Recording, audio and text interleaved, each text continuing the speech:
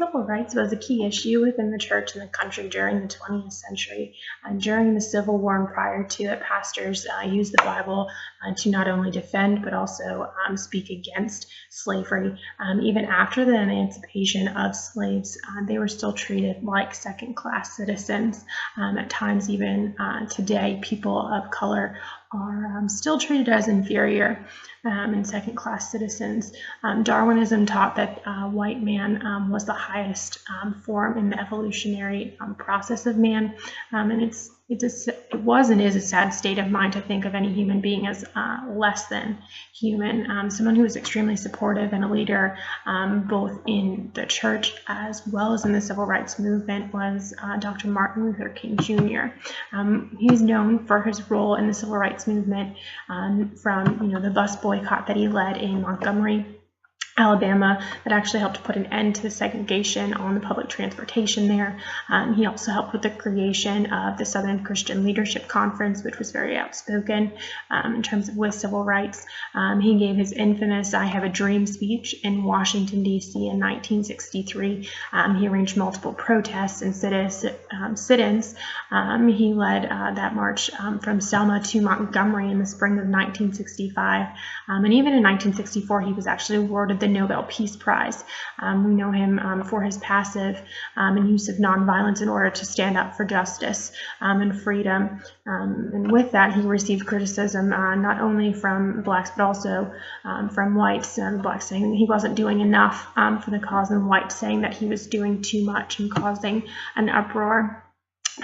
He was arrested in Birmingham, Alabama on Good Friday in 1963. During that, many white Christians spoke out against him and his methods that he employed. Billy Graham was even amongst those people and encouraged him to actually put the brakes on with his methods. This was mentioned in the episode of God in America, The Soul of a Nation. Other white leaders felt that he was just creating more of a problem and disturbing the peace. They didn't support him. They felt that he was actually being ungodly with what he was doing. He was horrified, as honestly anyone should be. So he wrote a letter in response to that from the jail, defending his methods of nonviolence. I'm actually challenging the complacency of his fellow ministers. How could these ministers and Christ followers not join in the fight when they believed that Christ had died for all men? Noel mentions that his ideology was constructed on an evangelical realism concerning the nature of human evil and a scriptural defense of nonviolence or loving one's enemies. Things did escalate in Birmingham, and images of how the police were treating the people did spread from them shooting the fire hoses and beating people. President Kennedy was reluctant at first to make civil rights a priority. They were focused more so on the Cold War, but as things progressed and got worse and the images were passed around, he did eventually pass the Civil Rights Act of 1964 and did acknowledge that it was an issue as old as the nation and scriptures even. And that goes along with what King had been trying to say, saying that it was part of the American values that all men were free and seeking freedom, and even the Israelites who were seeking freedom from Egypt.